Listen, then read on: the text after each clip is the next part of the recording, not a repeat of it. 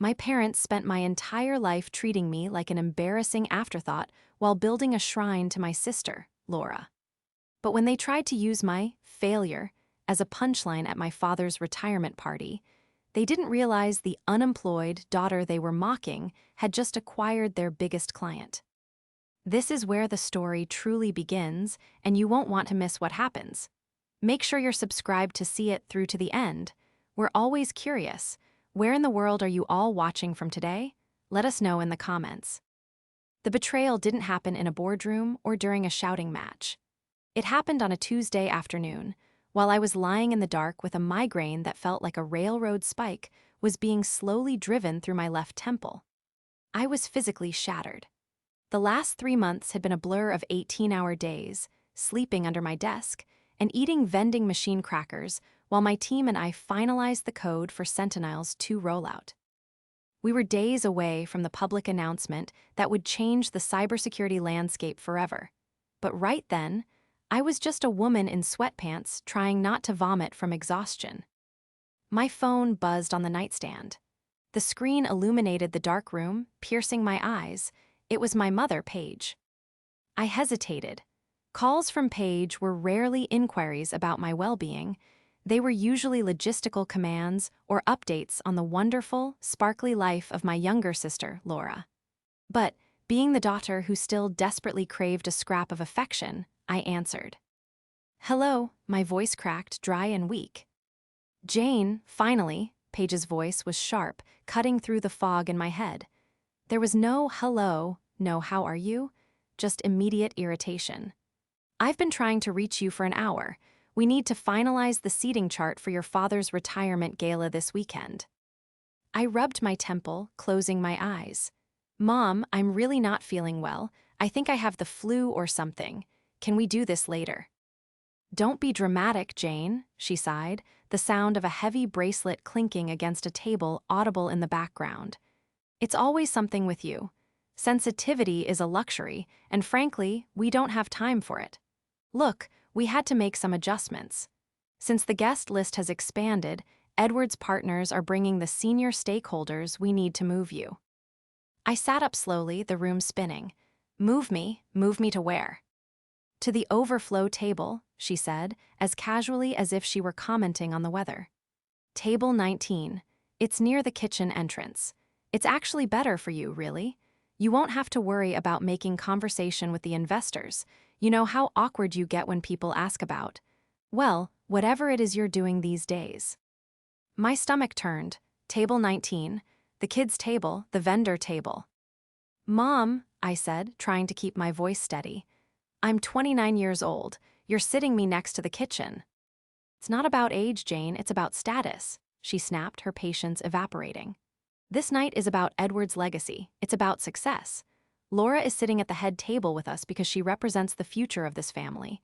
She just got that promotion to senior marketing associate, and she's bringing her fiancé, the doctor. It looks cohesive. You sitting there alone in your off-the-rack dress, explaining that you're freelancing or whatever euphemism you're using for unemployment. It distracts." I felt a coldness spread through my chest that had nothing to do with my fever. I never said I was unemployed. I said I was building something. Yes, your computer projects." She dismissed it entirely. "Look, there's one more thing. Since you're at table 19, could you keep an eye on the gift table? Just make sure the envelopes make it into the box. We don't want to hire security for inside the venue." Silence hung heavy on the line. They didn't just want to hide me, they wanted to use me as unpaid labor. "Actually," Paige continued, her tone softening into that fake, sickly sweet register she used when she knew she was crossing a line but didn't care. "Speaking of envelopes, your father and I decided to liquidate that small savings bond Grandma left for you. You know, the one for a rainy day." My heart hammered against my ribs.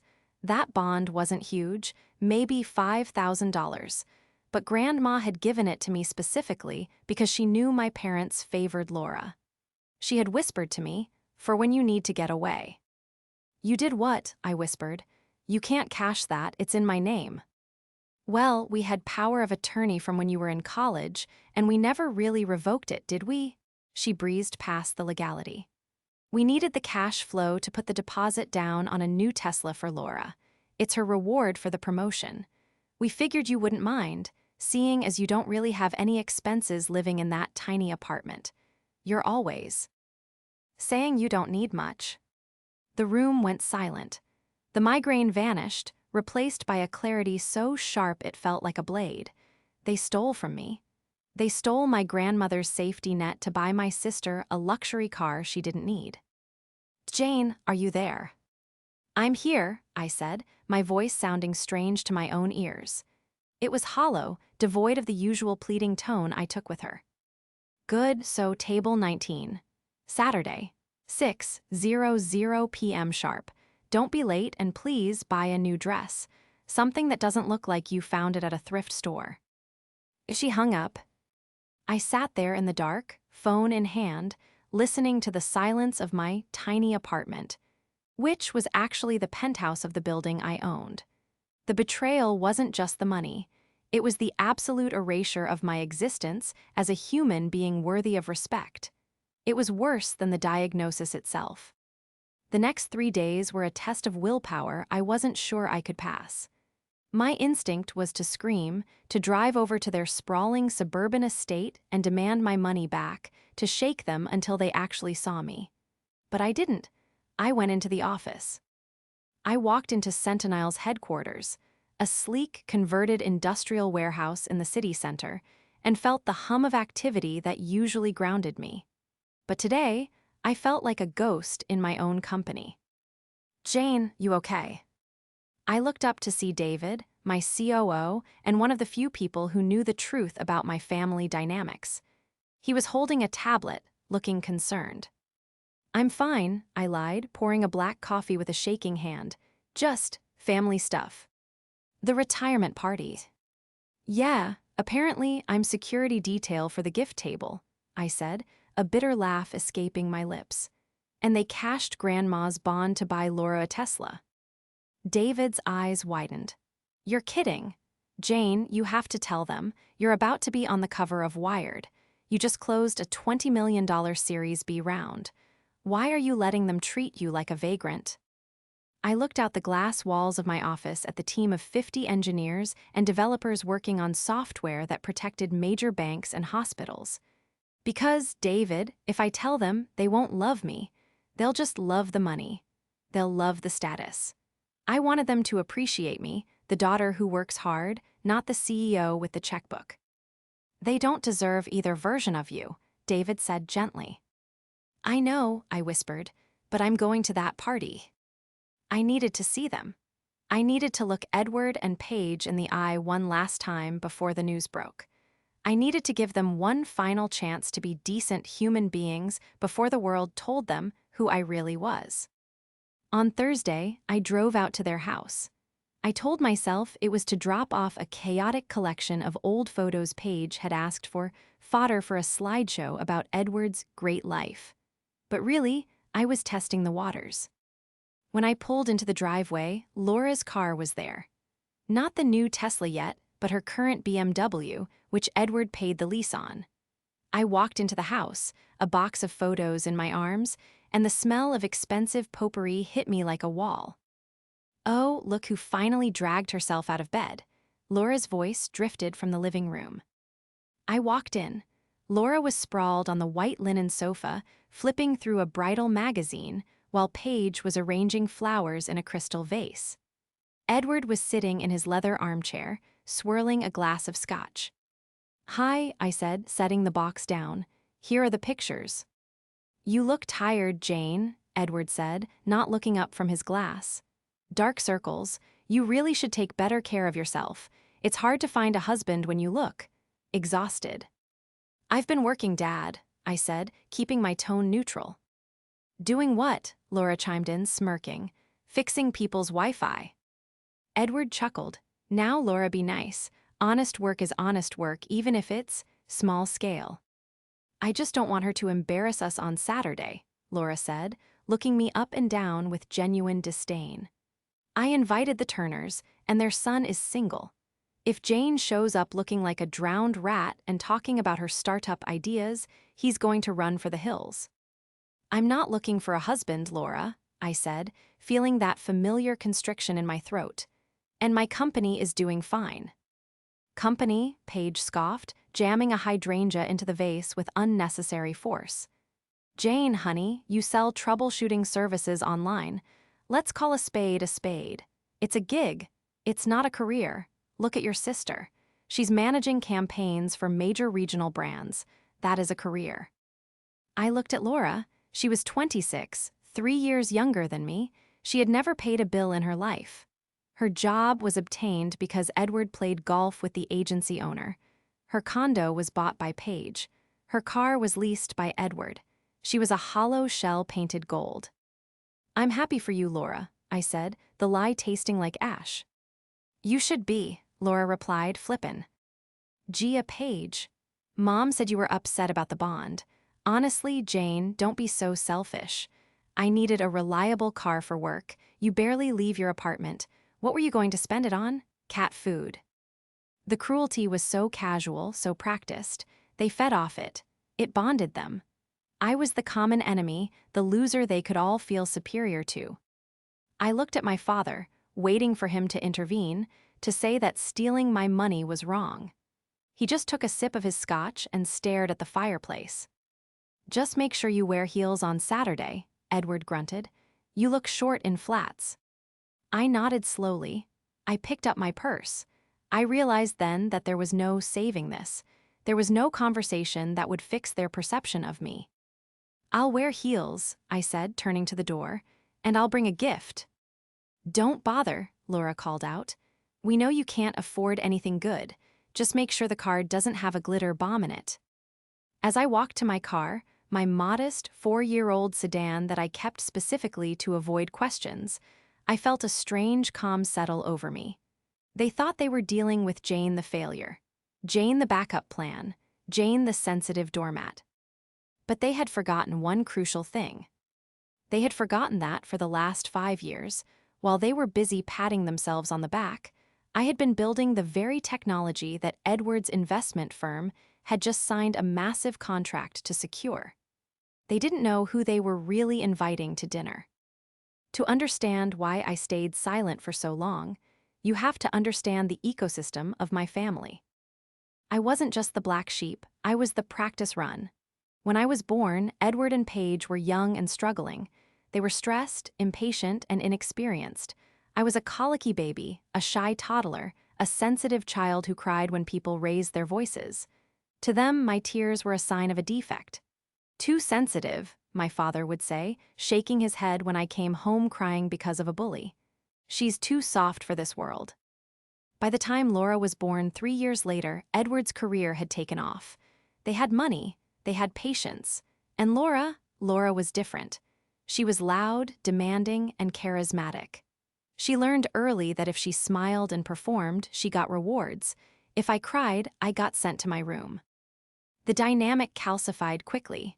Laura was the golden child, the sun around which our family orbited. I was the scapegoat, the emotional dumping ground. When I got straight A's, it was expected. When Laura got a C, they hired private tutors at $100 an hour and blamed the teacher. When I wanted to go to a robotics camp, they said it was too expensive. 2 weeks later, they took Laura to Disneyland because she had a hard semester. I learned to stop asking. I learned to stop showing them my achievements. When I got a full scholarship to a state university for computer science, they shrugged and said, "Well, it's not Ivy League, but it's good that it's free so we can focus on Laura's tuition." Laura, of course, went to a private liberal arts college that cost $60,000 a year, where she majored in communications and spent 4 years partying. I worked 3 jobs in college. I worked in the library, I fixed laptops for cash, and I interned at a data center on the graveyard shift.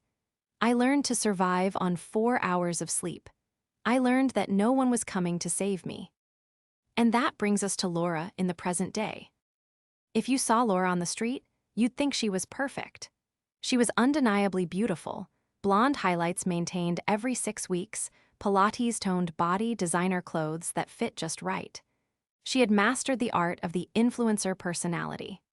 She was bubbly and effusive with strangers, radiating a warmth that felt genuine until you tried to get close to it and realized it was just a ring light reflection. But beneath the polish was a rod of deep, gnawing insecurity. Laura couldn't handle anyone else shining.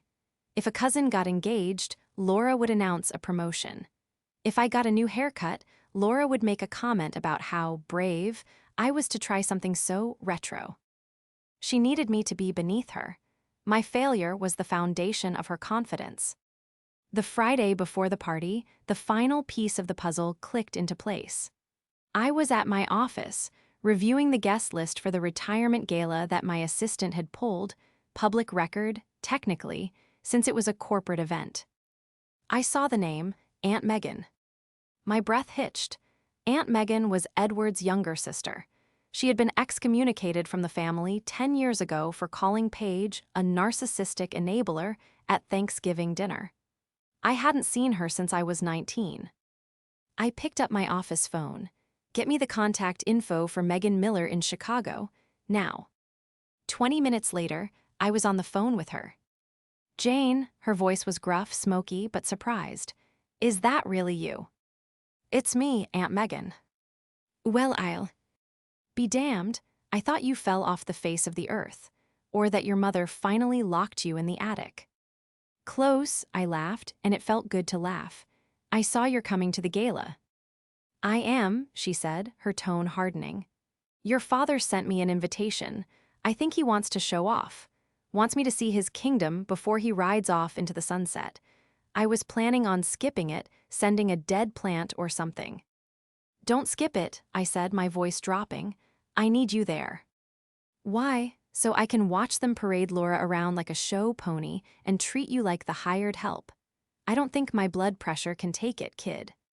No, I said, because I need someone to hold the newspaper. The what? I'm going to send you a file, Aunt Megan. It's an article. It comes out in the Business Journal on Monday, but I have the advanced digital proof. I need you to print it out. I need you to bring it. There was a pause on the line. I could hear her clicking her mouse as the email I just sent arrived. Open it, I said. I waited 10 seconds, 20.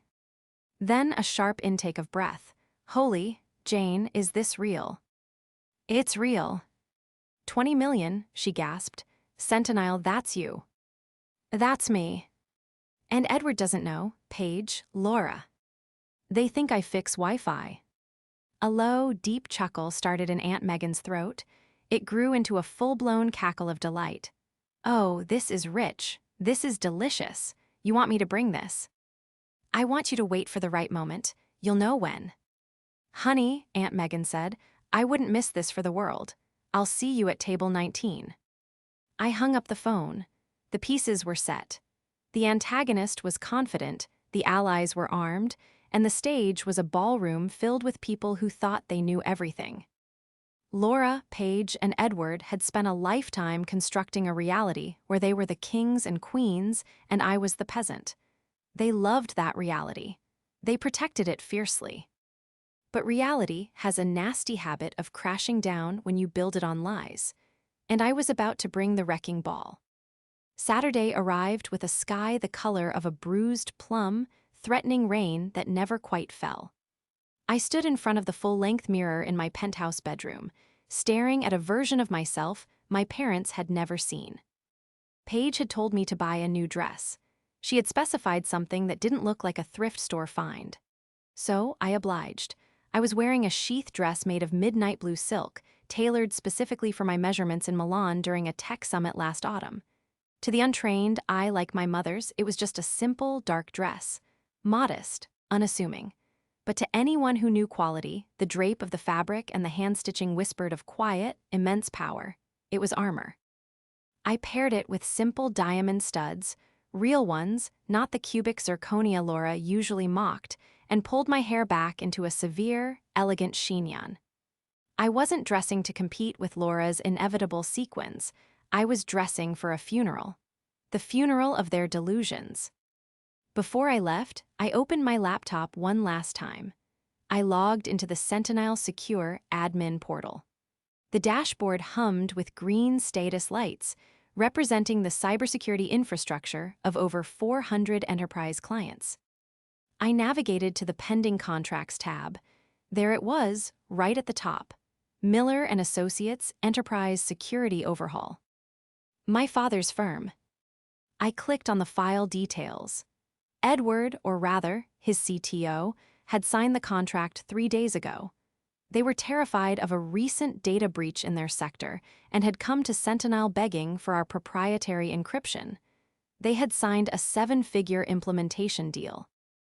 My signature was on the countersign line, but because I used my legal initials J.A. Miller on documents, and because Edward never bothered to look at the details of vendor paperwork. He had no idea he had just hired his failure of a daughter to save his legacy. I printed a copy of the signature page. I folded it neatly and placed it in my clutch right next to my phone. This was my leverage. This was the trap. I checked my phone. A text from Aunt Megan. I'm in the parking lot. I have the package. I'm wearing a hat big enough to smuggle a turkey. Let's do this. I took a deep breath, the air hissing through my teeth. I wasn't going there to ruin my father's night.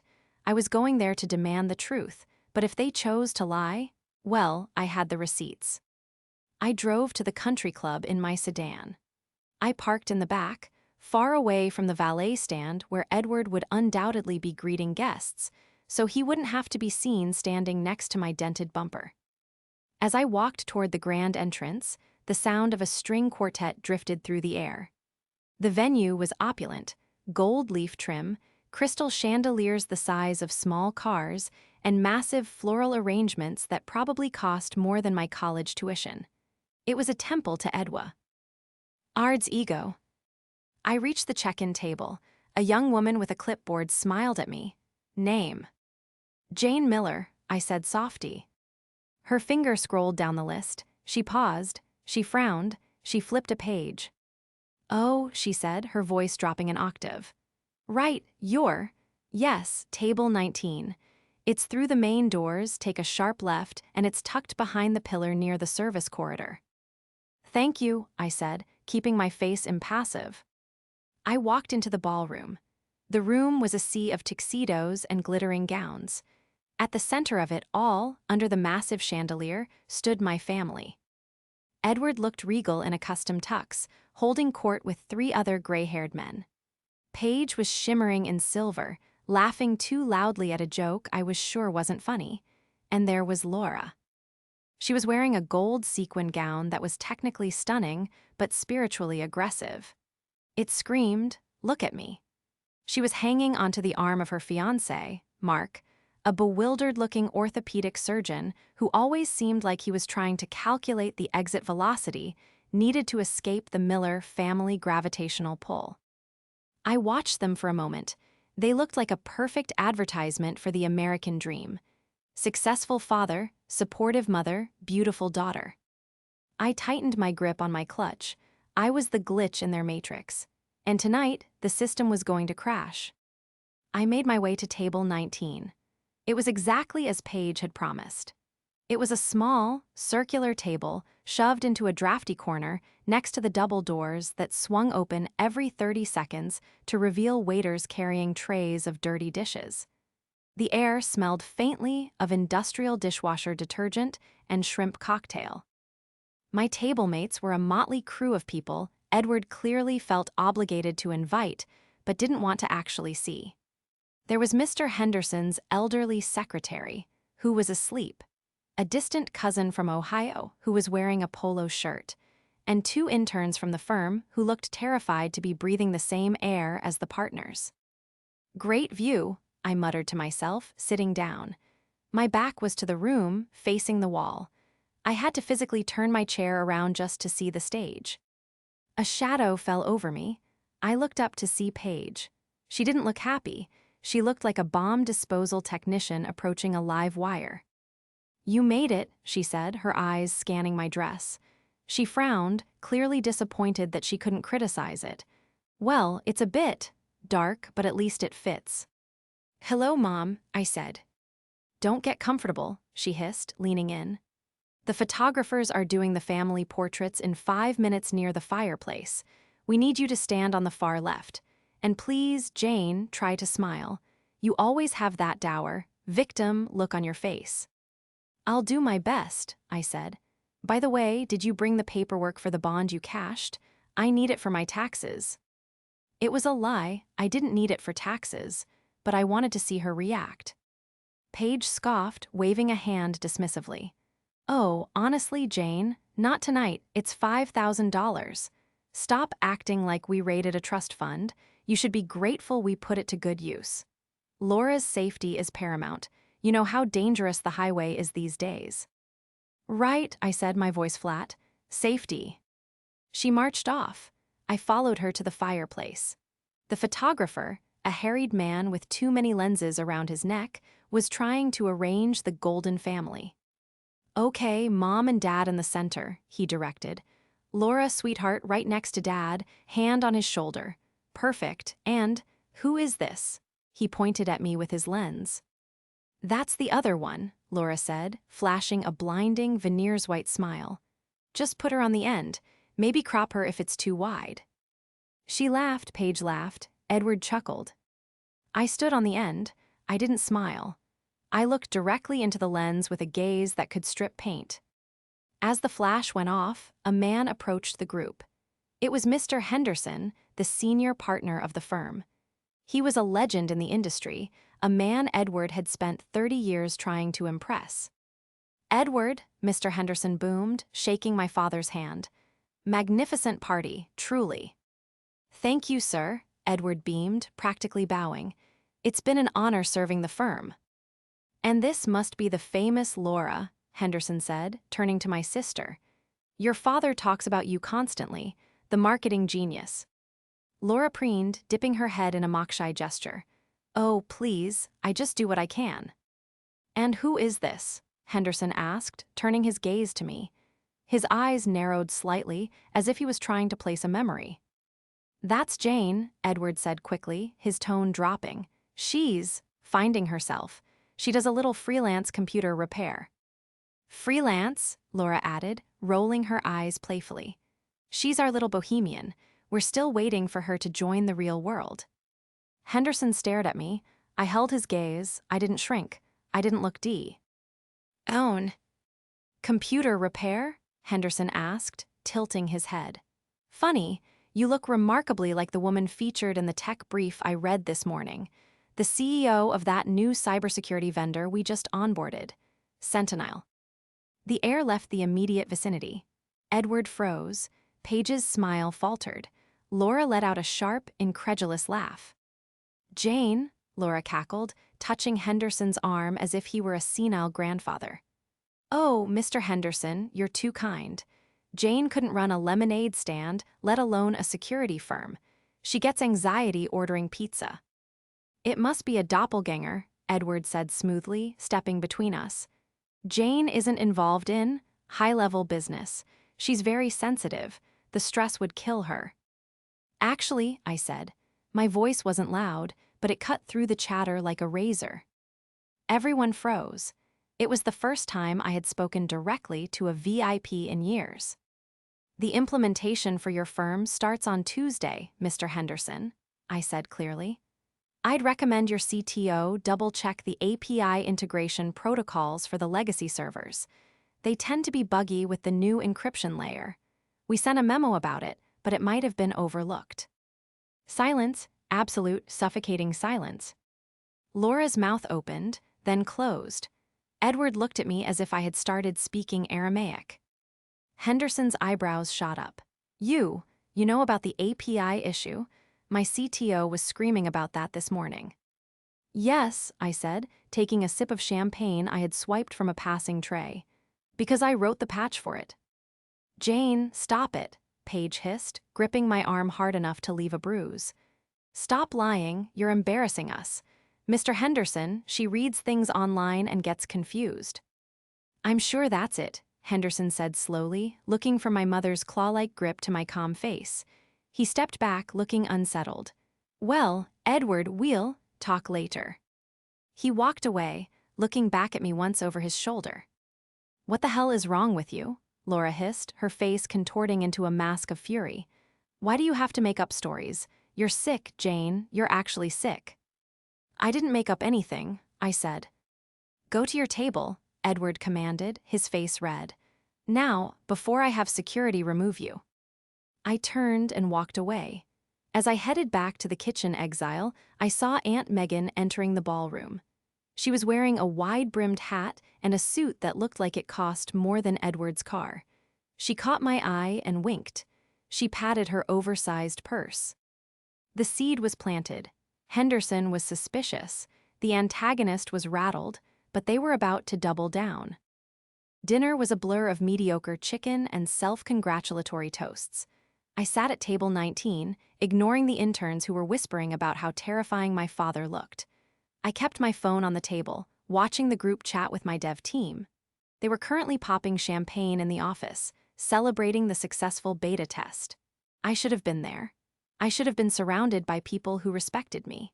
Instead, I was watching my family prepare to publicly execute my character. The lights dimmed. A spotlight hit the stage.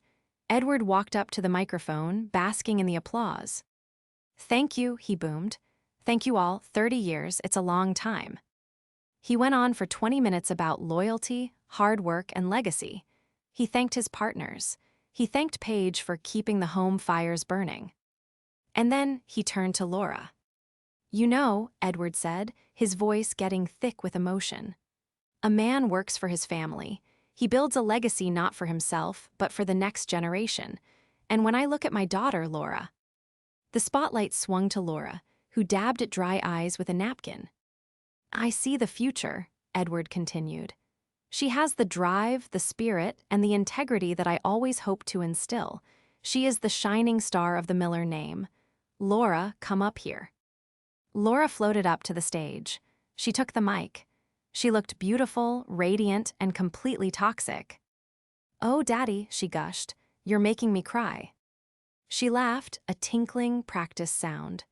You know, growing up, my dad taught me that if you want something, you have to earn it. We didn't get handouts in this family. At table 19, I audibly choked on my water. The intern next to me patted my back.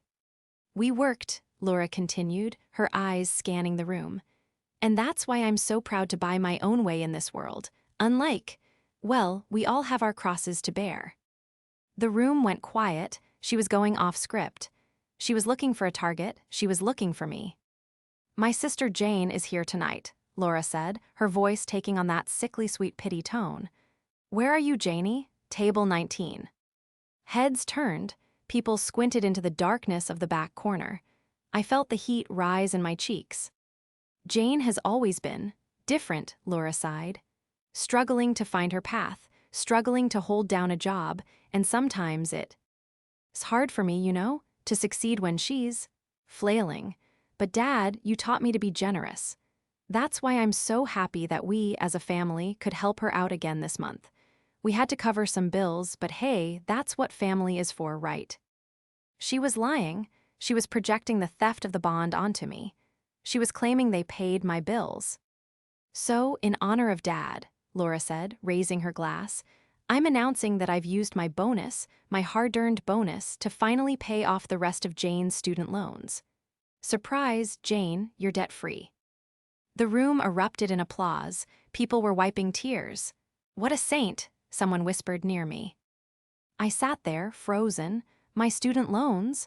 I had paid those off 5 years ago with my first dividend check. She was fabricating an entire reality where she was the savior and I was the charity case. It was a masterstroke of humiliation. If I denied it, I looked ungrateful. If I accepted it, I admitted to being a failure. Laura beamed on stage, soaking in the adoration. She had won. She had cemented the narrative. But she had made one fatal error. She had made it about money, and she had made it public. I stood up. I didn't mean to. It was a reflex. The chair scraped loudly against the floor. Sit down, Paige mouthed from the head table, her eyes wide with panic. I didn't sit. I started walking. Not toward the exit, but toward the stage. The applause died down. A murmur rippled through the crowd. Laura's smile faltered. Jane, she said into the mic, her voice echoing. Jane, sit down, you're making a scene, you're drunk. I'm not drunk, I said. My voice wasn't amplified, but in the sudden silence of the ballroom, it carried. And I'm not debt-free because of you, Laura. I paid my loans off in 2019. Oh, stop it, Laura laughed nervously. She gets confused, everyone, it's the, she tapped her temple. And the bond, I continued, walking closer. I was 10 feet from the stage now. The bond Grandma left me. You didn't use it to pay my bills. You used it to put a deposit on a Tesla. A white Model Y license plate pending. Security, Edward shouted, standing up. Get her out of here. Two burly men in blazers started moving toward me from the sides of the room. She's lying, Laura shrieked, losing her composure. She's a pathological liar. She's jealous because I'm successful and she's a nobody. She's a broke, sensitive little loser who fixes laptops for cash. And is she? The voice boomed from the back of the room. It was deep, raspy, and loud. Everyone turned. Aunt Megan was standing on a chair at table 8. She was holding up a large, glossy magazine. It wasn't just a newspaper clipping. She had brought the entire advance copy of Business Journal. Megan, Edward gasped, his face draining of color. What are you doing here? I'm here to read the news, Eddie, Megan shouted. And the news says your loser daughter just bought your firm. What? Edward whispered. Megan threw the magazine. It fluttered through the air and landed on a guest's table. The man picked it up. Read the headline, Megan commanded. The man, a competitor of my father's, adjusted his glasses. He looked at the cover. He looked at me. He looked at Laura. It says, the man read, his voice projecting into the stunned silence. The Silent Titan, how Jane Miller built Sentinel into a $20 million cybersecurity empire in secret. Laura dropped the microphone. It hit the stage with a deafening screech of feedback. I stopped walking. I looked at my father. I looked at my mother. I looked at my sister. I don't fix laptops, I said, my voice calm, steady, and cold as ice. I own the company that secures them, and as of Monday, I own the contract that keeps this family fed. The silence that followed the screech of the microphone was heavy, suffocating, and absolute. It was the kind of silence that sucks the air out of a room, leaving everyone suspended in a vacuum of pure shock. I watched the magazine travel from the hands of my father's competitor to the person next to him, then to another. A murmur started to ripple through the crowd, low at first, then rising like a tide. 20 million, someone whispered. That's her, another voice said, sounding awestruck.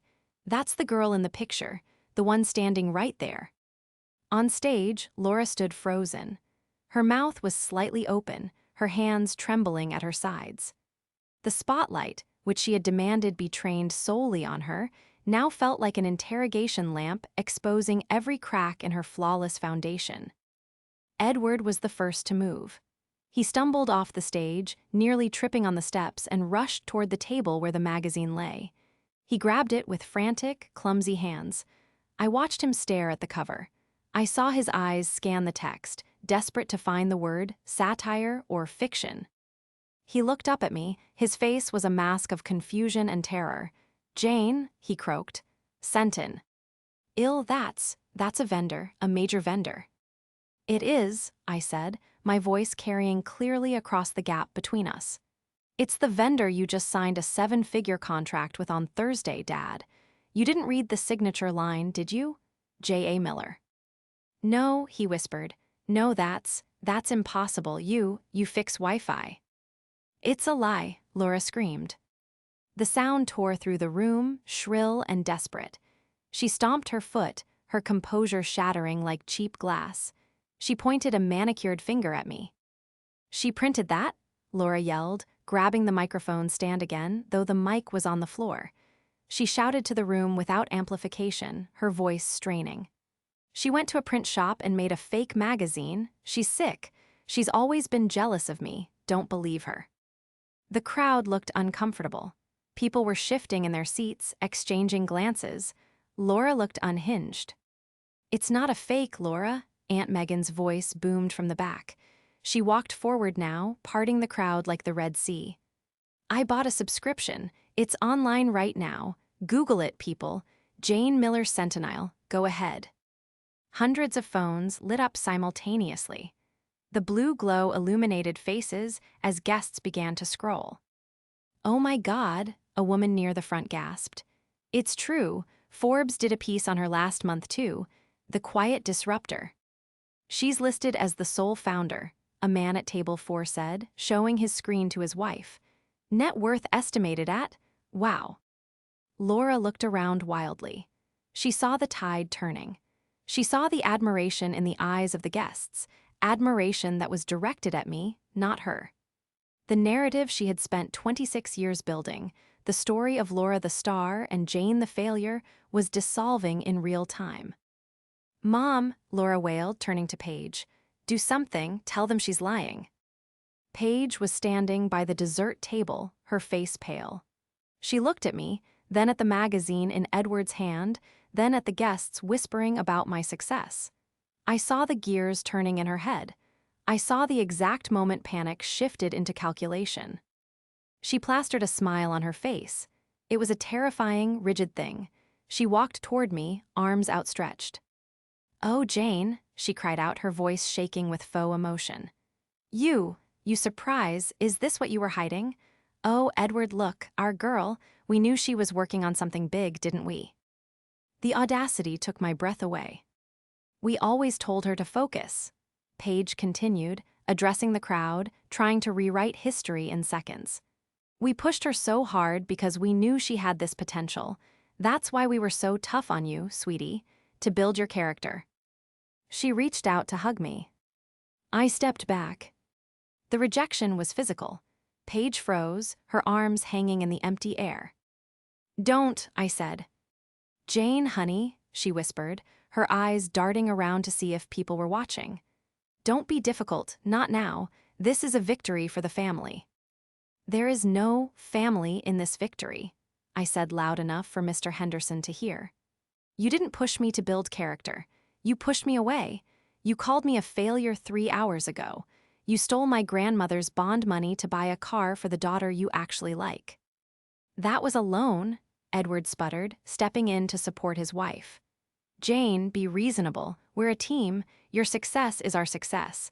I'm the one who taught you about business." "You taught me nothing," I said, feeling a cold, hard anger crystallize in my chest. I reached into my clutch and pulled out the folded paper. The signature page. "You taught me that if I wanted to survive, I had to do it alone," I said. "You taught me that my value was 0 unless I was Laura. Well, look at the contract, Dad." I held it up. "This is the agreement you signed with Sentinel," I said. "Section 4, paragraph 2. The vendor reserves the right to terminate the contract immediately upon discovery of unethical conduct by the client's leadership." Edward went white. "Jane, you wouldn't. That contract is vital. We have a fiduciary responsibility to the board. We've already announced the partnership." "Then you have a problem," I said, "because I don't do business with people who steal from me, and I certainly don't do business with people who use my name to humiliate me." "I didn't mean it," Laura shrieked, running down the stairs now, tripping on her gown. She grabbed my arm. Her grip was desperate, her nails digging in. "Jane, stop it. Mark is watching. You're ruining everything. Just say you were joking. Just say I helped you." I looked at Mark, her fiancé. He was standing near the stage, looking at Laura with a mixture of horror and realization. He looked at the woman who had just claimed to pay my bills, the woman who mocked me for being poor, and he saw the lie. "I can't help you, Laura," I said, pulling my arm from her grasp. "You're the marketing genius. Spin this." I turned to the crow. I apologize for the disruption. My aunt and I will be leaving now. Enjoy the cake. I hear it's expensive." "Jane, wait," Edward shouted. "We can talk about this. We can structure a deal, a family trust." "Jane," Paige cried, "you're being too sensitive." I stopped. I turned back one last time. "No, Mom," I said, smiling for the first time all night. "I'm not too sensitive. I'm too expensive." I walked out. Aunt Megan was right beside me, cackling so hard she was crying. As the double doors swung shut behind us, the last thing I heard was the chaotic roar of 100 conversations starting at once, and the sound of Laura sobbing into a dead microphone. The fallout was swift, brutal, and entirely of their own making. I didn't go home that night. I went to Aunt Megan's hotel suite. We ordered room service, burgers, fries, and a bottle of the most expensive champagne the hotel had, and we sat on the balcony, watching the city lights. We didn't talk much about the pain of the past, we talked about the future. For the first time in my life, I felt seen by a family member.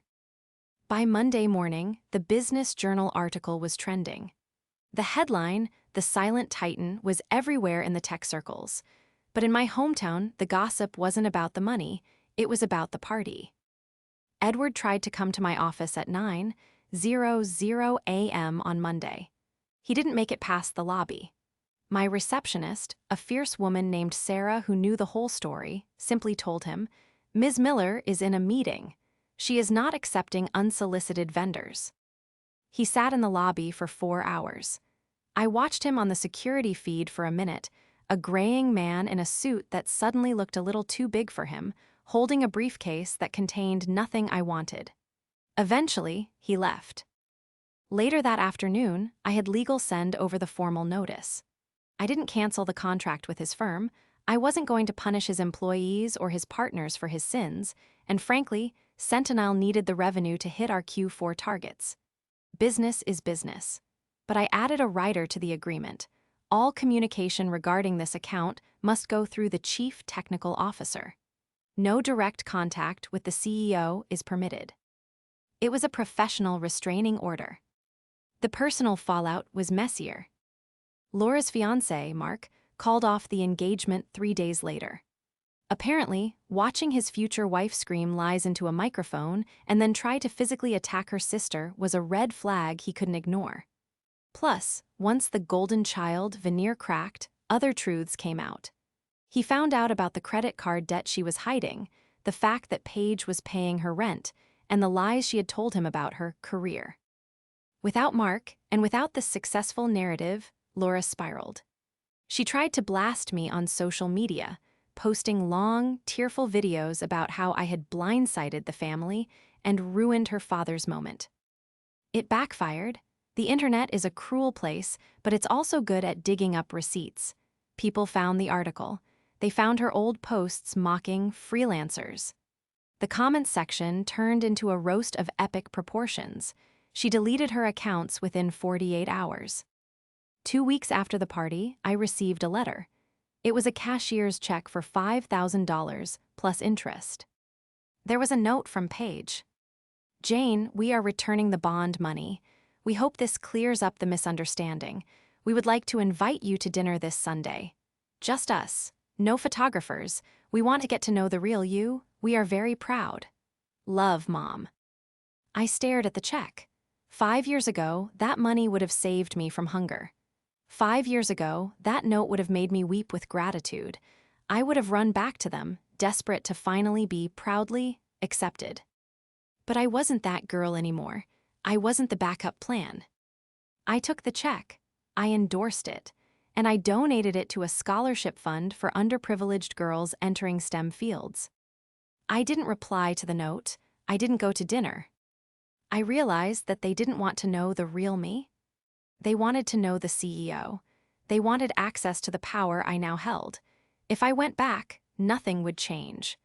They would just find new ways to use me, new ways to minimize me to make themselves feel bigger. Only now they would do it with a smile while asking for loans. I chose peace instead. I kept in touch with Aunt Megan. In fact, I hired her as a consultant for our Chicago expansion. She was brilliant, sharp, and terrifying, exactly what we needed. 6 months later, I was walking into a gala. This time, it was my gala. Sentinel was celebrating the IPO. I was wearing a dress I chose, surrounded by people I respected, standing on a stage I had built with my own 2 hands. I looked out at the crowd. I saw my team. I saw Aunt Megan raising a glass in the front row. I saw the future I had fought for. I thought about table 19. I thought about the years of being told I was too sensitive. V. I smiled. They were right. I was sensitive. I was sensitive enough to notice the details they missed. I was sensitive enough to build a system that detected threats before they struck. I was sensitive enough to know when I was being lied to. My sensitivity wasn't a weakness. It was the code that rewrote my life. And as the applause washed over me, real and earned, I knew one thing for sure. The backup plan had officially taken the lead.